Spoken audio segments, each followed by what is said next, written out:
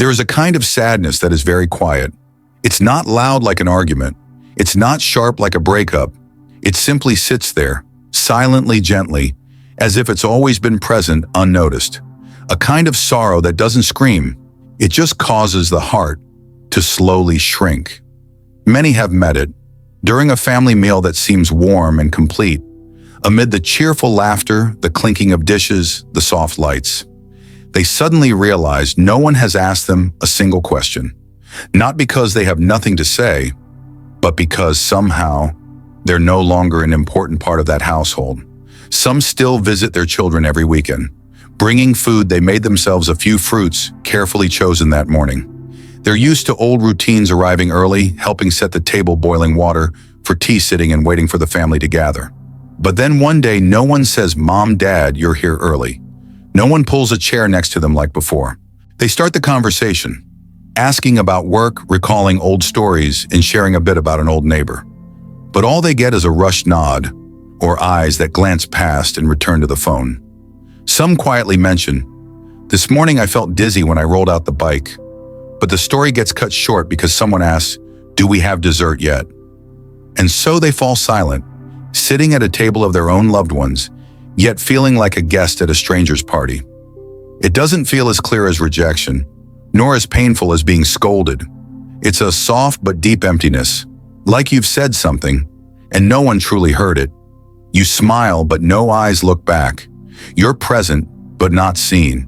And many older people have felt this. They don't blame anyone. They know their children are busy. They understand everyone has their own pace.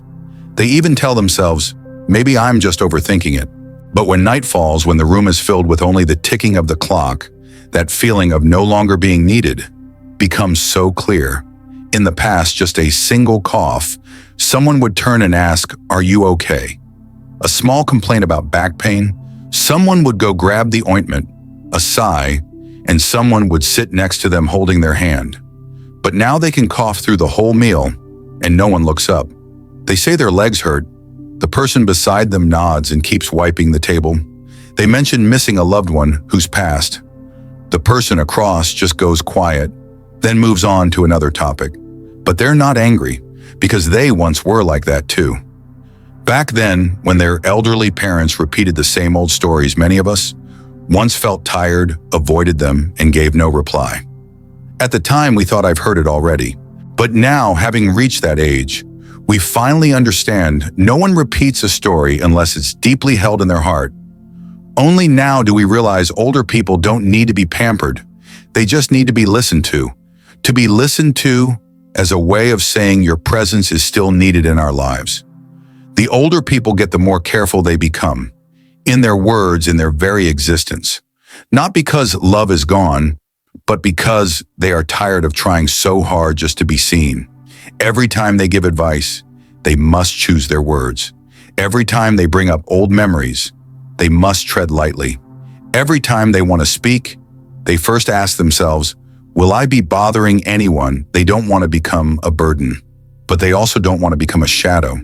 Someone once tried to share a story about nearly losing their child during pregnancy. They had just started to speak when a phone rang. The other person said, "Hold on, I'm in a meeting." And that story was never told again. They kept sitting there, hands wrapped around a warm cup of tea. But inside, they'd already grown cold. No one did anything wrong. It's just that no one stayed quiet enough to stay in that moment with them. And so, older people begin to ask themselves, is it worth it to always be present, yet no longer be heard?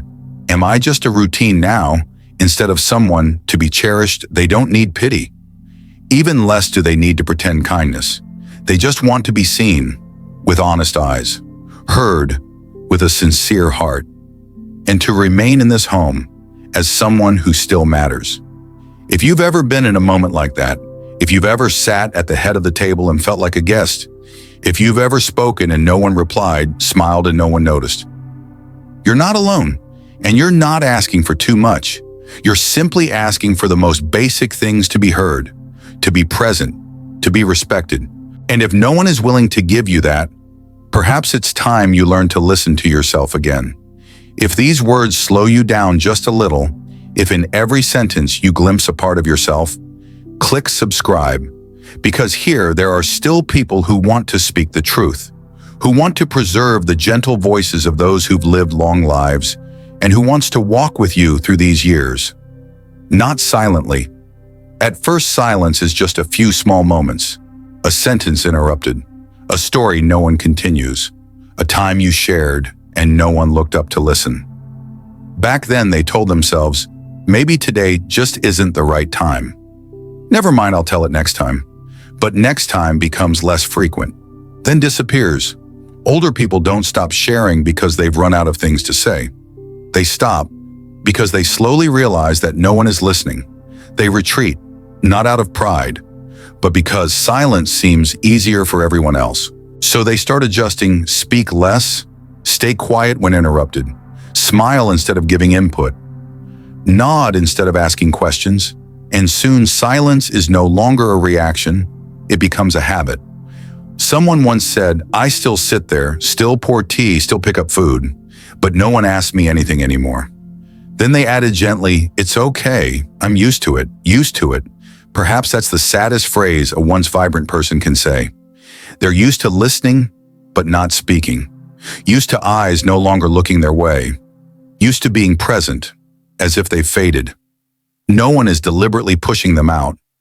It's just that when someone stops speaking, others quietly forget how important that voice once was.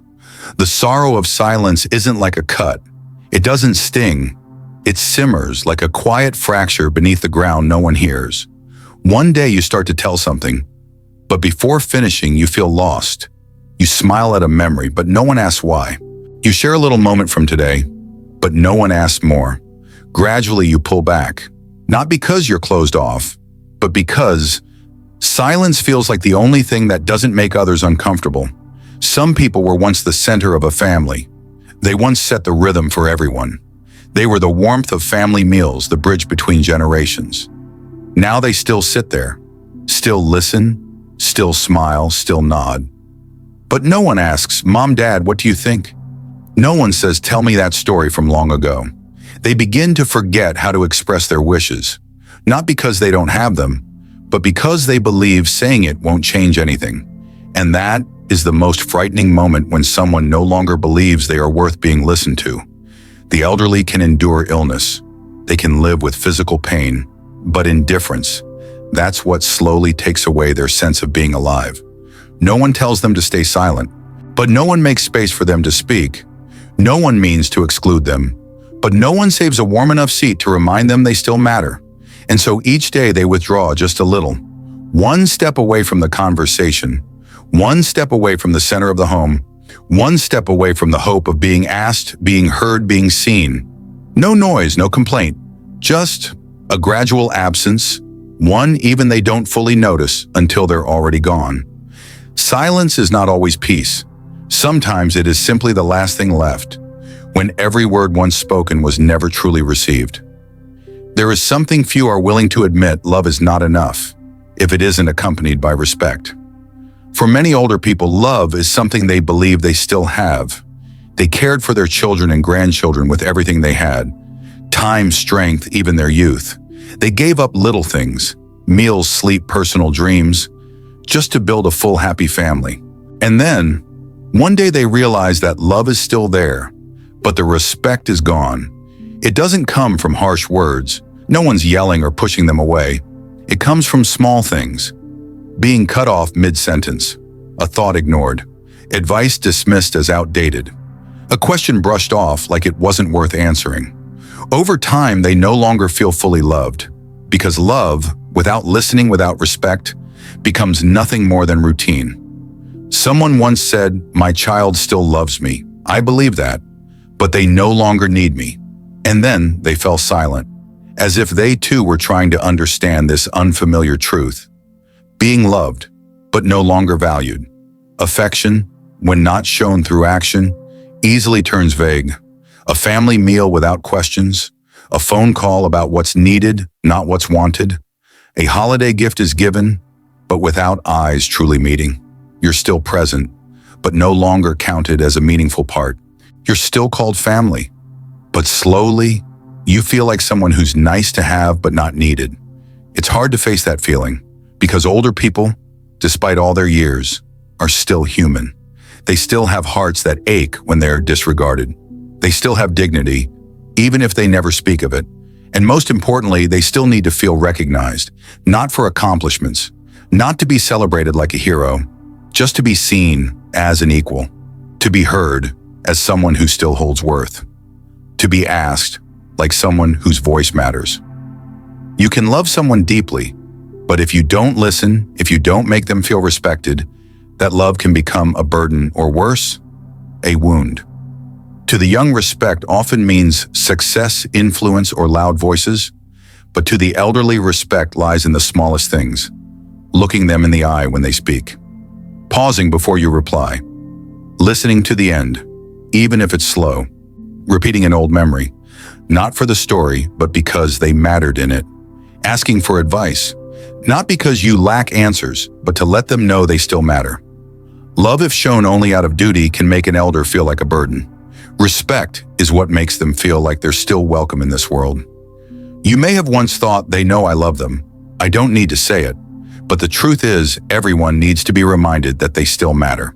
And the elderly, after years of quietly supporting others' happiness, deserve to be loved in a way that is clear, present, and whole. Someone once shared a tiny story, so small no one paid attention. But when you hear it, you'll understand why small things. These are often the reasons older people begin withdrawing from life around them. This person lived with their children and grandchildren, not because they needed a place to stay, but because it's nice to have someone around. A warm house full of kids' laughter and meals on the table, it seemed like the peaceful dream of someone in their twilight years. At first, everything was sweet. Mom, what would you like to eat? I'll cook it. Grandpa, let me tell you something. Dad want to go to the store with us. But slowly those questions faded. Not because anyone meant to forget, just that life kept getting busier. This person began to speak less. They felt out of place in conversations about social media, delivery apps, deadlines, and KPIs. When they gave input, they'd sometimes hear, just let us handle it. Mom, Dad, it wasn't wrong. But after not being heard once, they kept trying. Twice, they slowed down. By the third time, they stopped. One day they sat on the old wooden chair on the porch, one hand holding warm tea, the other flipping through old photos. They saw themselves as young. They saw full dinner tables. They saw eyes turned toward one another, as if every presence was sacred. Then they looked up at the house in front of them, where they still lived, and saw that they were still there, but no longer in the picture. No one meant to leave them out of the frame. The lens had just turned elsewhere. They began waking up later, so they wouldn't disturb anyone in the morning. They ate later, so they wouldn't interfere with the busy schedule. They turned off the lights early, so no one would have to lower their voices because Grandpa or Grandma is sleeping. One day they asked to move out for convenience. Everyone was surprised. The children were worried. The grandkids asked Grandma, Grandpa, "Don't you love us anymore?" They simply smiled and gave a response so simple it left others speechless. It's just time.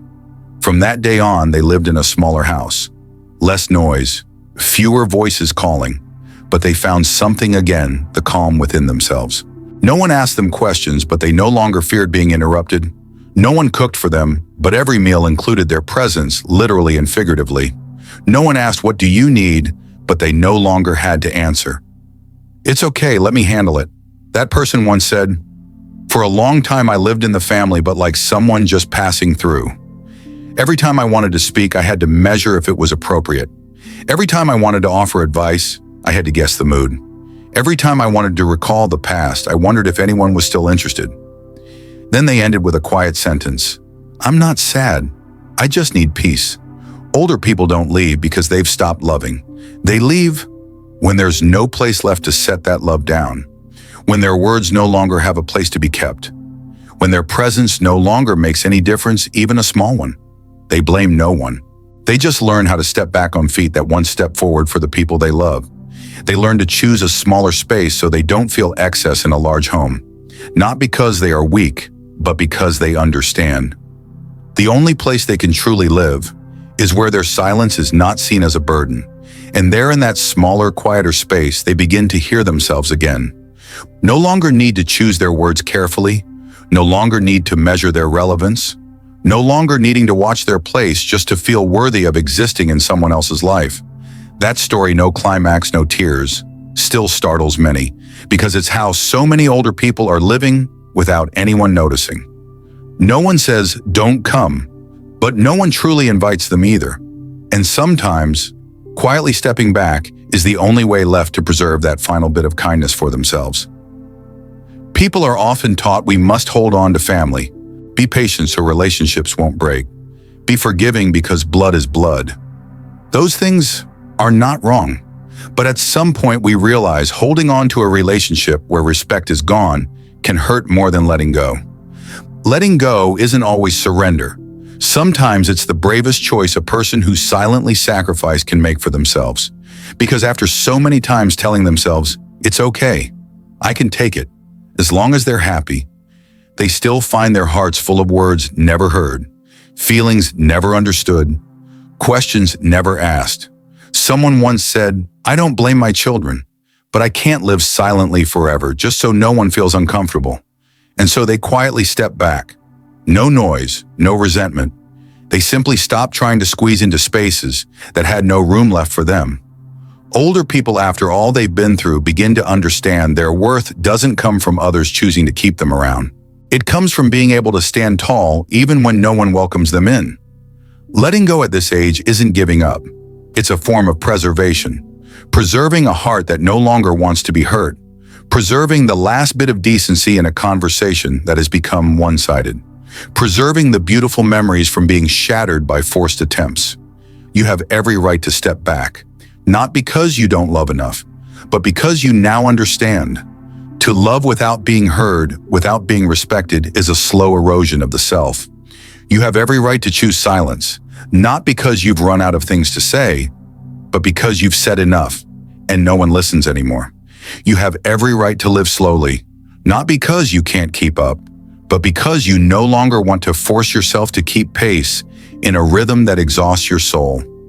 Some have quietly withdrawn from weekend dinners, not out of anger, just exhaustion. Tired of always guessing whether today's atmosphere is it right for them to speak. Tired of constantly adjusting their presence so no one feels bothered. They didn't say anything. They simply stopped showing up, and strangely, no one asked. At that moment, they didn't feel hurt, only light. Because when no one is waiting, there's no pressure to arrive. When no one is listening, there's no need to force a story. When no one is asking, there's no need to prepare something to say. And in that lightness, they felt themselves return, back to a silence that no longer required effort. Returning to the simple things, brewing tea, reading a book, tending the garden, breathing slowly. Returning to yourself, no longer need to bend for anyone else. Older people often don't need much, but the less they need materially, the more they need peace within. And peace doesn't come from being pampered. It comes from no longer needing to try, not trying to please, not trying to hold a role, not trying to remain a graceful shadow in a scene that has already changed. And from that, they live a quieter life, not remembered every day, but no longer dismissed either. No longer showing up right on time for every meal, but also not hearing, "Just eat first, Mom, Dad. We'll be late." They don't need pity, just a space that fits where they can simply be themselves.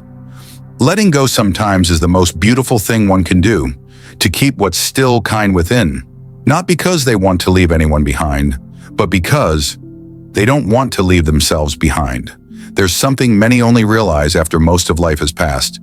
You don't have to keep playing a role in a story you no longer get to write. For years, we have lived for others. We become fathers, mothers, husbands, wives, grandparents. We turn ourselves into pillars for others to lean on. We get used to placing our needs last. And while busy holding roles, we slowly forget who we are. But then when the children are grown, when the house quiets down, when meals are missing familiar faces, we suddenly realize we've gone very far from ourselves. Someone once asked in silence, "If I'm no longer needed, then who am I?" A question that sounds soft yet weighs so heavily. And from that moment, another door opens. Because when you're no longer given a role, you can start writing your own. You don't have to be the one organizing everyone's dinner, You can be the one brewing tea, placing it in your own hands, and sitting down quietly enjoying it. You don't have to ask, "Do you need me to help with anything?" You can ask yourself, "What do I want today? What brings me peace?" You don't have to be there for others. You can choose to be here for yourself, because you weren't born just to serve anyone. You were born to live a life of meaning, depth, and inner freedom. No one holds the lead role in a family forever. That's a natural truth. But you can still be the main character for the rest of your own life. No need for your name to be called. No need to be in every picture, only this to know in your heart you are living true to yourself. Many older people think it's too late now. I've gotten used to being the background, used to be silent. But the truth is, it's never too late to start being true to yourself. Maybe you once forgot who you were, but you can remember. Remember the things you once loved, where you felt peace. What small habit once made your soul feel light? An old song, a book you never finished, a letter you never wrote, a garden you left undone, a friend you haven't called in years. All of it's still there, just waiting for you to return. No one is stopping you from beginning again. And if anyone is, it's you. You are the one holding the pen. You are the one writing the next chapter. You don't need permission to live with joy, with stillness, with truth. You need only one approval, your own. Peace doesn't lie in how many people hear you. It lies in whether you are brave enough to hear yourself. You've spent a lifetime loving others. Now, spend what's left letting yourself be loved. You don't need anyone to open that door. You are the one who opens it for your own life. No need to be impressive. No need for witnesses. Only this to feel that it's real, close, and right for you. And that is enough. There comes a very personal moment, one that awaits us all, when you stop trying to be understood. Stop explaining yourself. Stop waiting for others to change so you can feel enough. Not because you've lost hope, but because you've grown. You've lived long enough to know not everyone will understand what you've been through, and they don't have to, because peace doesn't lie in being acknowledged. It lies in no longer being shaken by the fact that others forget. There comes a time when you stop asking, "Why don't they listen to me anymore? Why am I no longer asked for my opinion? Why didn't anyone invite me to sit at the table today?" Instead, you simply smile and quietly remind yourself, it's okay. I'm still here. I still hold my worth. Those who were once forgotten, if they learn to listen to themselves, will never fear loneliness again. Because you begin to realize, the emptiest feeling doesn't come from having no one by your side, but from no longer being by your side. You can live slowly, live simply, live with fewer voices calling and fewer expectations waiting, but don't live dimly. You can still be a light, not dazzling but warm, an inner light, one that no one needs to see because you light it for yourself every day. You don't need to be remembered, just don't forget yourself. You don't need people to turn around. Just don't turn your back on your own heart. One day you might find yourself sitting on a quiet afternoon, no one calling your name, no one checking in. And suddenly, your heart feels full, not full of people, not full of compliments, but full of stillness, the kind that comes from someone who no longer needs to be seen to know they exist.